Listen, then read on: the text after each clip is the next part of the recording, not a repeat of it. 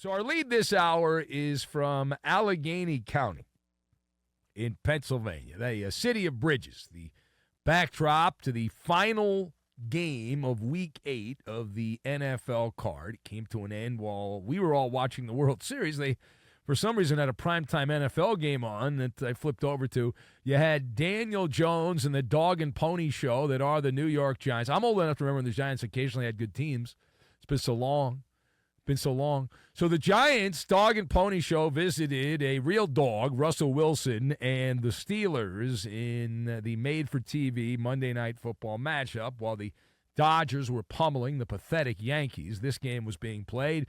And I don't know if you were watching this or not. Maybe you watched the baseball game instead, but I was flipping back and forth. Someone named Calvin Austin. Who? Got to look up his Pro Football Reference page. Calvin Austin had a 73-yard punt return for a touchdown. He also had a 29-yard over-the-shoulder catch as the Steelers got by a one-score game.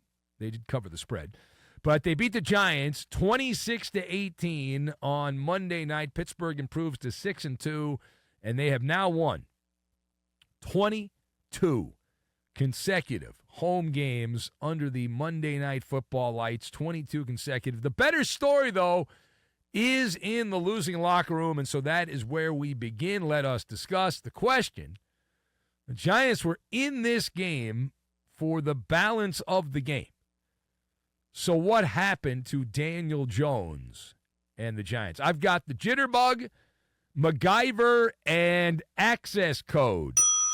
And we will combine all of these things together, and we'll give you a headache. You give us 10 minutes, we'll give you a headache.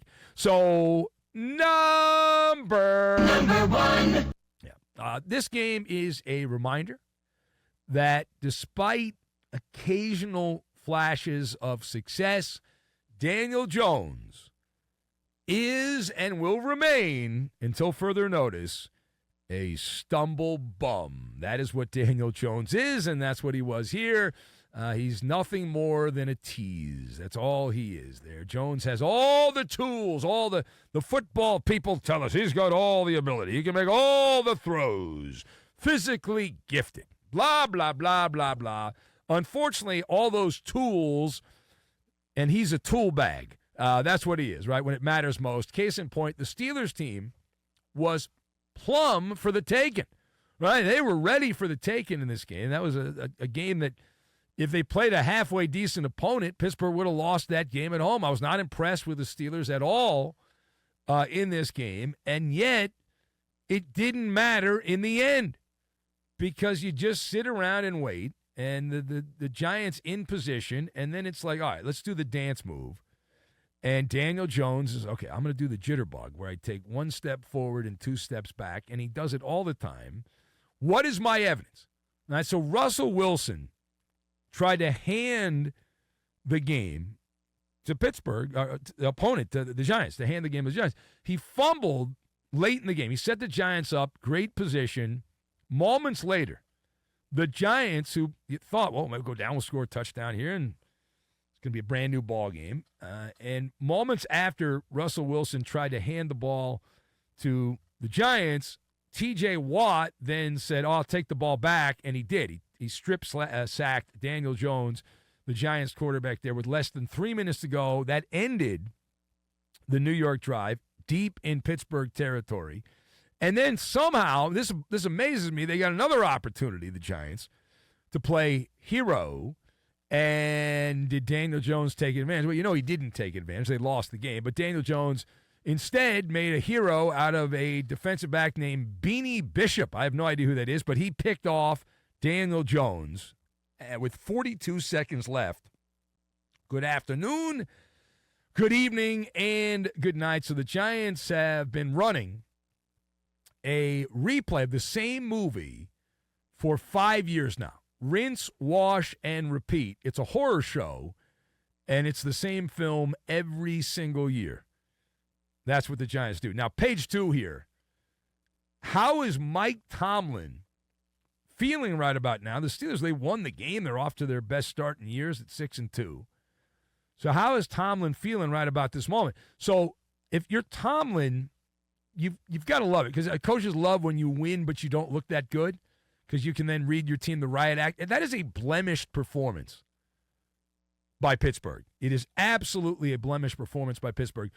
There is work to be done here. Now, they have the sweet smell of victory, which masks a lot of the foul odor, that skunk smell around the Steelers. But Tomlin, my advice is to use MacGyver-like tactics at this point. Get out your Swiss Army knife and some duct tape and save Pittsburgh. All right, whittle down around the rough edges. Now, what are those rough edges? What are they? The Steelers had not one, not two, not three, 4 trips to the red zone and did not score a touchdown on those 4 trips to the red zone. They were 0 for 4. Now, I didn't play in the NFL. I just do an overnight show. I don't think that's good. Am I being, you're being too hard. You're being too critical. Yeah, they had 4 trips, and they didn't score a touchdown on those 4 trips to the red zone. They also allowed someone who I'd never heard of, I guess this guy's out of Purdue, Tyrone Tracy, running back for the Giants, who looked like Tiki Barber running around out there. 145 yards and a touchdown before he got dinged up and knocked out of the game.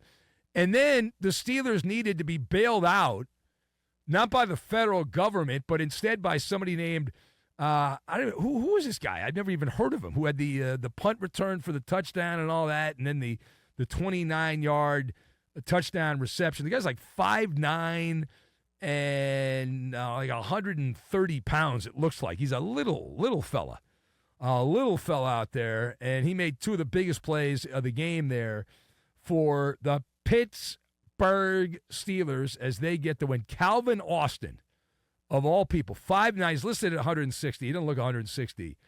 And that is wacky. That's not the kind of performance that will be good enough to win a playoff game. That's not the kind of performance that will be good enough to win a big regular season game against a good opponent. But as long as you play teams like the Giants with inferior suckbag quarterbacks like Daniel Jones, you'll be okay.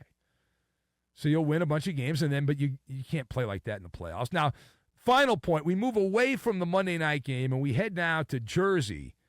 And the reason we head to Jersey, that is where the Giants and the Jets reside. And in this case, it's about the Jets, the Giants' rivals there in the New York area. Hassan Reddick.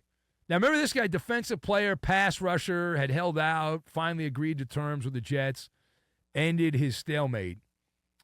And Reddick, not a fan of Bill Bellichick. Now, how do we know that? We know that because Hassan Reddick responded to something Bill Belichick said after the Jets lost to the Patriots. Belichick, who has 18 media jobs, was with his YouTube friend Pat McAfee and took shots at the Jets. He says just a lot of mistakes by the Jets in that game, talking about the game against the Patriots. Hassan Reddick came in the game and just ran by the quarterback multiple times, said Belichick. All right, so somebody sent that to Hassan Reddick, either that or he's a fanboy of YouTuber Pat McAfee. Either way, he saw it, and that prompted Reddick to respond on social media. What did he say? He said, hey, somebody call Bill Belichick, he said, and give him a job. He wrote, seems like he's home bored and can't keep me out of his mouth. Reddick opined, come up for air, why don't you? Then he tossed in a no Diddy joke. I tossed that in. All right, anyway, so where are you at on Hassan Reddick responding to commentary by Bill Belichick, the criticism by Bill Belichick? Where are you at on this, the Jets, Hassan Reddick? So I will go first, and then you can chime in on this if you want. I thought the whole thing was hilarious, right? You have given Bill Belichick the access code. And by the way, that is what Bill Belichick was doing. He was doing his job. His job is as a pundit. That is his job. He gets paid a lot of money to give opinions about NFL teams and NFL players. So you've empowered the commentary of Bill Belichick. Congratulations, right? And what happened to the days where the players, I don't listen to the media. I don't pay attention to what the media says. Yes, we know that's not true. We know all these guys listen to everything. And I know for a fact from things I've said in the middle of the night when everyone's sleeping and yet gets reaction out of certain people who are involved in these stories. They're always listening, right? They all have rabbit ears. They hear everything. And Hassan Reddick's a perfect example. He's listening to what Bill Belichick has to say and all that. And we also like to point out, for those of you in the back of the room, Hassan Reddick has more sacks on social media this season than he does on the field, which is a slight problem. Well, that's a slight problem. And if I read the numbers right, I think he played about 25 or 26 snaps defensively out of 67 plays for the Jets. So even though he missed all of the season, he was able to play only less than half of the snaps for the Jets, which doesn't seem that good. He had no tackles, so as many tackles as I had, and just 2 quarterback pressures for Hassan Reddick. But at least Bill Belichick has been out there working, unlike Reddick, who has not been even doing that. All right, it is the Ben Maller Show. If you would like to comment about any of this, you are more than welcome at 877-99 on Fox. That's 877-996-6369. Also on X at Ben Maller.